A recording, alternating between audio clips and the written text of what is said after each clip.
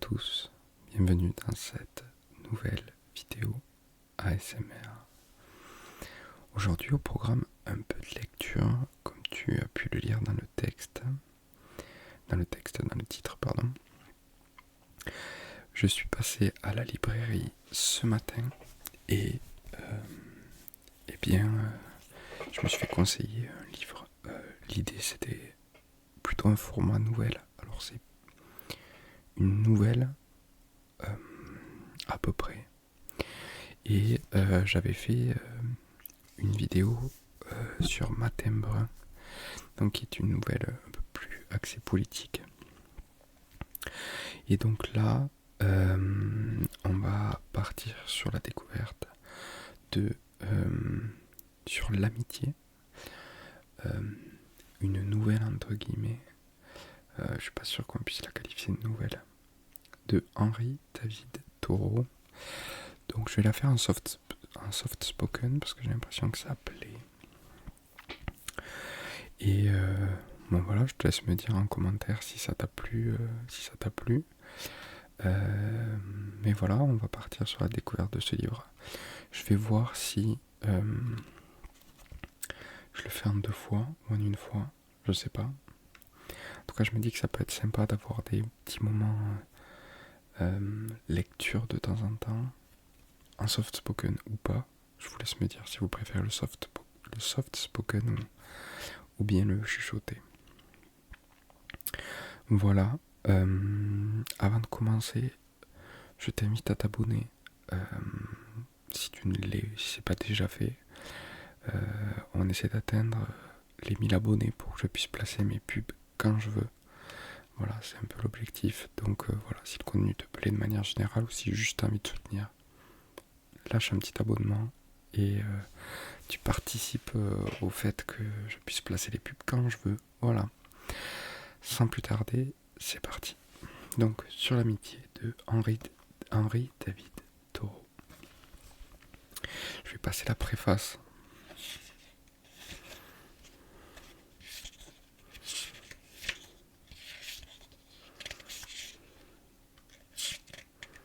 Je le découvre, je connais pas du tout. Donc, sur l'amitié. J'ai mis mes lunettes pour pouvoir lire. Donc, il y a peut-être des reflets. Tandis que nous voguions ici, loin de cet affluent sur les berges duquel habitent nos amis et nos proches, nos pensées, comme les étoiles, sortaient de leurs ornières, car un sang plus pur que celui dont Lavoisier avait découvert les lois coulait. Pas uniquement le sang de la même famille, mais celui de la bonté, dont le pouls continue de battre à jamais, quelle que soit la distance. La vraie bonté est une affinité divine qu'on ne trouve pas dans la consanguinité humaine. C'est un esprit, pas un lien du sang, supérieur à la famille et au rang. Après des années de vaine familiarité, un geste lointain ou un comportement inconscient dont nous nous souvenons nous parle davantage que les mots les plus sages ou les plus gentils. Nous prenons parfois conscience d'une bonté passée depuis longtemps et comprenons alors qu'il y a eu une époque où les pensées de nos amis étaient d'un caractère si pur et si élevé qu'elles passaient au-dessus de nous comme les vents invisibles des cieux, quand ils traitaient non pas tels que nous étions, mais tels que nous souhaitions être. C'est ici que nous avons compris la noblesse de cette attitude silencieuse qu'on ne peut ni oublier ni se rappeler, et nous frissonnions à l'idée qu'elle s'était refroidie, même si sincèrement, même sur le tard, nous nous sommes efforcés de faire disparaître ces entailles. Dans mon expérience, quand les personnes deviennent le sujet de conversation, même avec un ami, ça ne porte en général que sur des faits prosaïques et triviaux. L'univers est en faillite sitôt qu'on commence à parler des individus. Nos propres Nos propos, sombrent toujours dans la calomnie, et nos limites se resserrent à mesure que nous avançons. Comment se fait-il que nous ne soyons enclins à traiter si mal nos vieux amis quand nous en sommes faits de nouveaux? La maîtresse de maison dit « Je n'ai jamais eu de vaisselle en faïence neuve dans ma vie, mais j'ai commencé à casser l'ancienne. » Je lui réponds « Parlons plutôt de champignons et des arbres de forêt. » Nous pouvons toutefois nous permettre d'en évoquer le souvenir en privé. Sur le tard, hélas, j'ai connu un brave garçon, dont les traits étaient coulés dans le moule de la vertu, comme si elle le destinait à être le jouet de la beauté. Avant d'en faire de sa forteresse l'instrument, de quelque côté qu'il s'ouvrit, c'était au grand jour, et l'on pouvait voir que la force jamais ne lui manquait, car murs et places fortes ne servent toujours qu'à masquer les faiblesses et les péchés. N'allez pas dire que César a été victorieux, à grand renfort de luttes qui secouèrent le temple de la postérité. Ce jeune homme fut autrement glorieux, qui à lui seul était un royaume tout entier. Aucune force ne sortit pour lui prendre sa victoire, quand tout était bénéfique de son propre accord, car là où il alla, on ne vit aucun autre, mais tous étaient une parcelle de leur noble seigneur. Il n'eut pas recours à la force pour l'emporter, car tout s'offrait à lui de bon cœur. On ne vit personne où lui seul est allé, mais tous relèvent de leur noble seigneur. Il avançait, la fine brume de l'été, qui nous dévoile de nouveaux paysages, et fait sa révolution sans trompeter. Sans que bruit se levant dans les feuillages, je fus tellement pris au dépourvu que j'ai presque failli en oublier mon tribut, et force m'est d'admettre désormais que l'eussé-je moins aimé, je l'eusse mieux aimé. Chaque fois que nous retrouvions ensemble, un respect, déférence s'interposait, si bien que nous nous connaissions moins l'un à l'autre inaccessibles, devenus que quand nous nous sommes rencontrés. Nous ne faisions qu'un par empathie, bien empêchés de conclure le moindre marché. À quoi nous servait-il la sagesse aguerrie si l'absence trame cette dualité? L'éternité n'offrira pas de seconde chance. Il me faut suivre mon chemin en solitaire, avec de notre rencontre si triste la souvenance de savoir définitivement disparu ce plaisir rare. Les astres vont entonner ma complainte, car il n'est d'autre sujet à l'élégie que chaque note dans mes oreilles teinte comme le glas pour celui qui est parti. Hâtez-vous de chanter ma tragédie, résonner de ces tristes accents, chants et bocages. Ce chagrin a pour moi plus de prix que toutes les joies de passage. Est-il vraiment trop tard pour les dégâts réparés? En vérité, la distance n'a sans peine spolié de la coquille vide de l'inutile ivré, mais dans ma main l'avoine et l'amande enlacée. Et si je n'ai que cette vertu en lui incarnée, celle qu'on peut respirer dans l'air matinal, alors il n'existera l'un pour l'autre de secret, ni semblable concorde entre deux mortels. Pour tout homme, l'amitié a quelque chose d'évanescent, dont on se souvient comme d'un orage d'été, à la fois belle et légère comme un nuage d'été. Il y a toujours de la vapeur dans l'air, malgré la sécheresse. Il y a même des giboulées de Mars, de temps à autre, car il en reste toujours quelque chose. Elle flotte dans notre atmosphère. Elle apparaît comme la végétation dans tant d'endroits parce que c'est une loi de la nature, mais jamais sous la même forme, bien qu'elle soit aussi ancienne et familière que le soleil et la lune, sûre de revenir. Le cœur est un éternel novice. Ses visions inéluctables, rarement captieuses, pareilles aux nuages clairs et moutonneux, dans un beau ciel dégagé, se forment en silence comme par magie.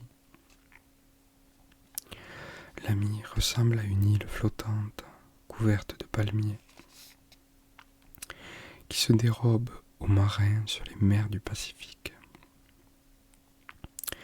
Il lui faudra braver maintes périls, tempêtes équinoxiales et récifs coralliens avant de pouvoir voguer sous les alizés, mais qui refuserait d'affronter orages et mutineries les lames de l'océan Atlantique pour pouvoir atteindre les merveilleux rivages d'un homme continent.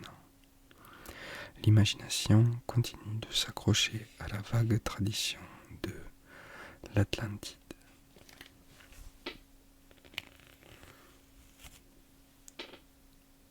J'enlève mes lunettes.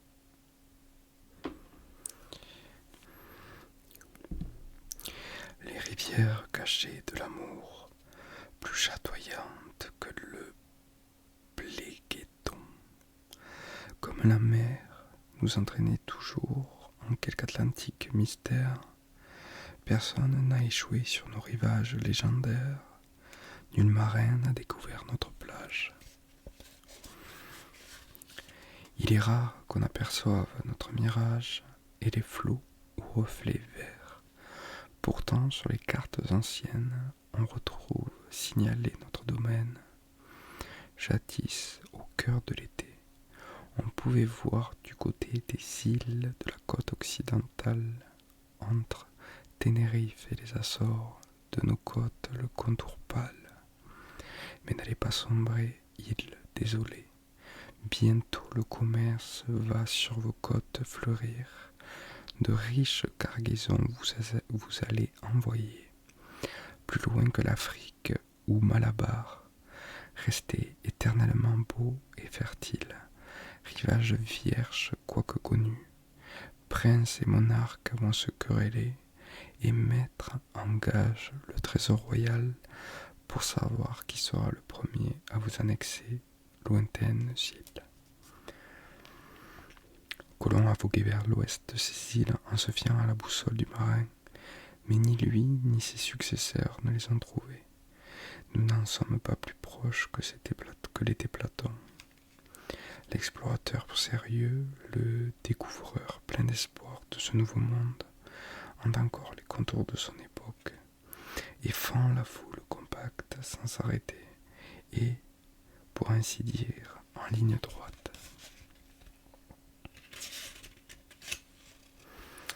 Mer et terre sont ses compagnes qui dans cette équité à lui se joignent, lui qui aux confins de continent et de l'océan est parti à la recherche de son ami patiemment. Beaucoup d'hommes habitent à l'intérieur des terres, mais sur la grève, ils demeurent en solitaire. Que sur les livres et les hommes sa pensée s'attarde, c'est toujours vers le large qu'il regarde. Il lit tout ce qui se passe en mer dans les journaux, y compris les entrefilés de quelques mots. Il sent la brise marine sur sa joue qu'elle effleure dans ce que lui disent ceux qui sont restés à terre, dans les yeux de ses camarades. Il distingue un bateau en balade, dans le grondement sourd de l'océan, dans quelque port reculé il entend les navires naufragés sur un lointain rivage, et du temps passé, les aventureux voyages. Qui ne me marche pas sur la plainte comme au milieu des colonnes de tas de morts dans le désert. Il y a une terre, il n'y a sur terre aucune institution que l'amitié ait instaurée. Aucune religion ne l'enseigne, aucun texte sacré ne contient ses préceptes. Elle possède aucun temple, pas même de simples colonnes isolées.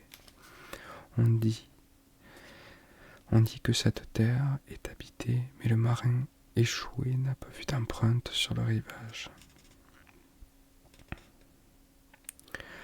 Le chasseur n'a trouvé que des restes de poterie et les monuments funéraires de ses habitants. Nos destinées n'en sont pas moins sociales, nos parcours ne divergent pas, mais au fur et à mesure que se tisse et se remplit la trame du destin, nous sommes retrouvés, projetés de plus en plus vers le centre. Les hommes cherchent cette alliance par nature, quoique par faiblesse, et leurs actes l'annoncent imperceptiblement. Nous avons tendance à concentrer nos efforts sur la ressemblance et non sur la différence. Et dans un corps étranger, nous admettons qu'il existe plusieurs degrés de chaleur, sous la chaleur sanguine, mais aucun degré de froid au-dessus. Mencius dit : si l'on perd une poule ou un chien, on sait bien les rechercher. Si on perd les sentiments de son cœur, on ne sait comment les rechercher. Les devoirs de la philosophie pratique ne consistent qu'à rechercher ces sentiments du cœur que nous avons perdus. Et voilà tout.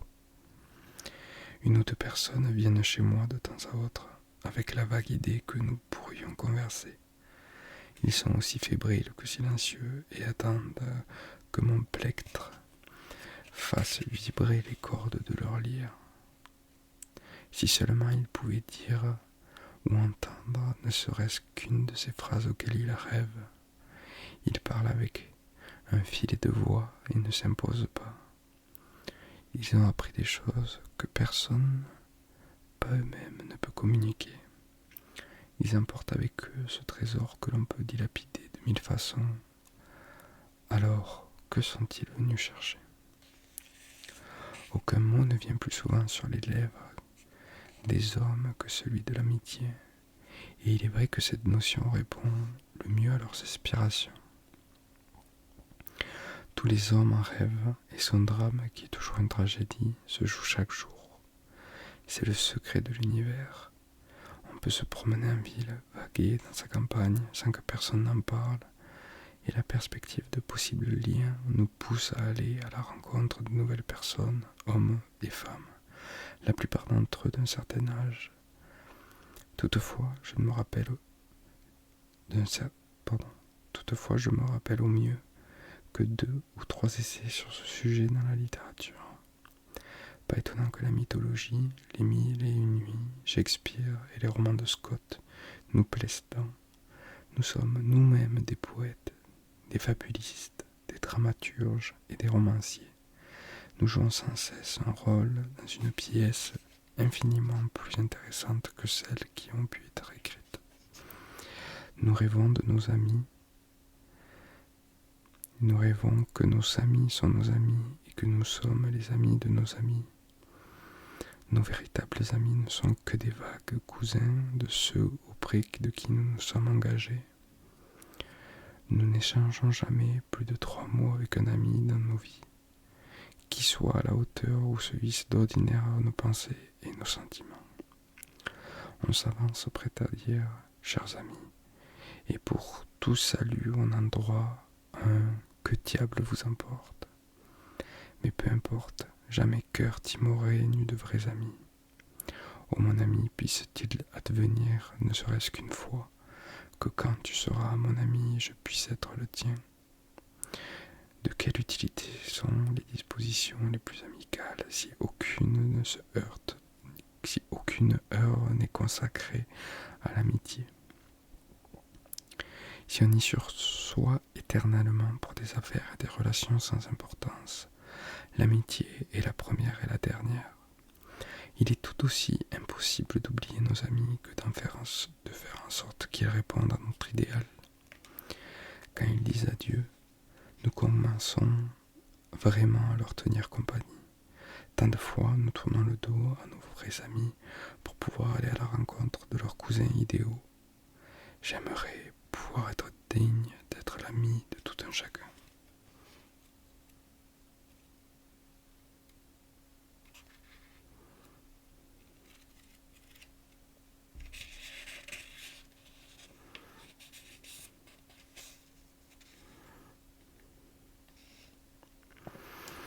Ce à quoi on donne d'ordinaire le nom d'amitié n'est pas un instinct très profond ni très puissant. Somme toute, les hommes n'éguèrent leurs amis. Je ne vois pas souvent les paysans jouer les voyants et les mages au seuil de la folie par l'amitié pour quelqu'un.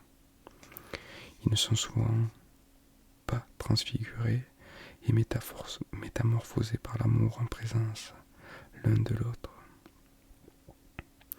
Je ne les vois jamais purifiés, affinés et sublimés par l'amour d'un homme. Si on baisse un peu le prix de son bois, qu'on donne sa voix à son voisin lors d'une réunion municipale, ou un tonneau de pommes, ou bien qu'on prête régulièrement sa charrette, on y voit une marque d'amitié exceptionnelle. Les femmes de paysans, elles non plus, ne mènent pas une vie consacrée à l'amitié. Je ne vois pas de couple d'amis paysans des deux sexes prêts à affronter le monde. Il n'y a que 2 ou 3 couples dans l'histoire. Dire qu'un homme est votre ami ne signifie en général pas d'autre chose que cela. Il n'est pas votre ennemi. La plupart ne voient que les avantages fortuits et futiles de l'amitié, comme le fait que l'ami peut venir de votre secours en cas de besoin, par sa fortune, son influence ou ses conseils. Mais celui qui entrevoit ces avantages dans cette relation se montre aveugle de ce qui est sa véritable avantage, ou bien manque totalement d'expérience dans sa relation elle-même. Ces services sont ponctuels et serviles en comparaison avec le service immense et perpétuel qui est l'amitié. Même la meilleure des volontés, l'harmonie et la bonté pratiques ne suffisent pas à l'amitié, car les amis ne suffisent pas simplement dans l'harmonie, comme on dit, mais aussi dans la mélodie. Nous n'attendons pas de nos amis qu'ils nourrissent et vêtissent notre corps.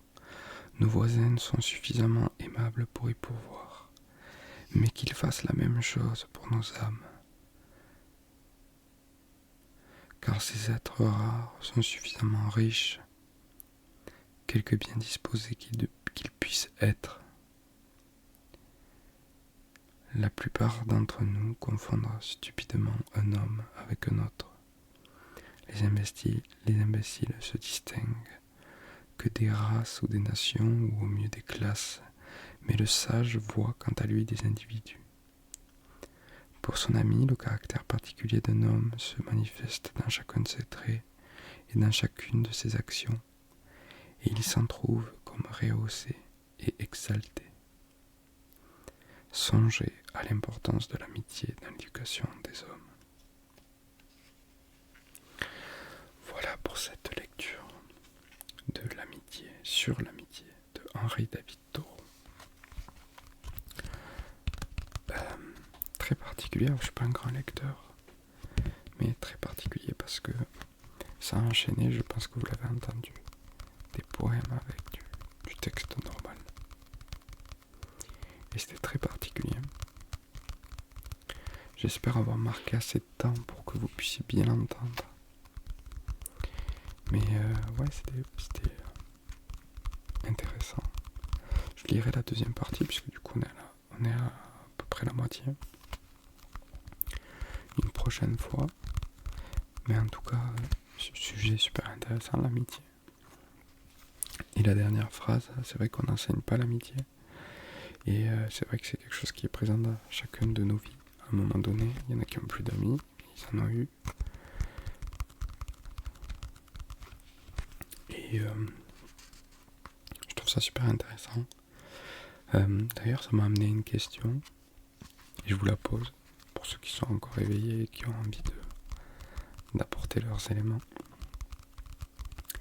Pensez-vous que l'amitié homme-femme puisse exister? Je suis très curieux d'avoir vos avis là-dessus. Voilà pour cette vidéo. J'espère qu'elle vous a plu. J'espère qu'elle vous a relaxé. J'espère au montage que ma voix en soft spoken a été assez relaxante. En attendant, je vous souhaite une très très belle nuit, une très très belle soirée, une très très belle journée si c'est le cas.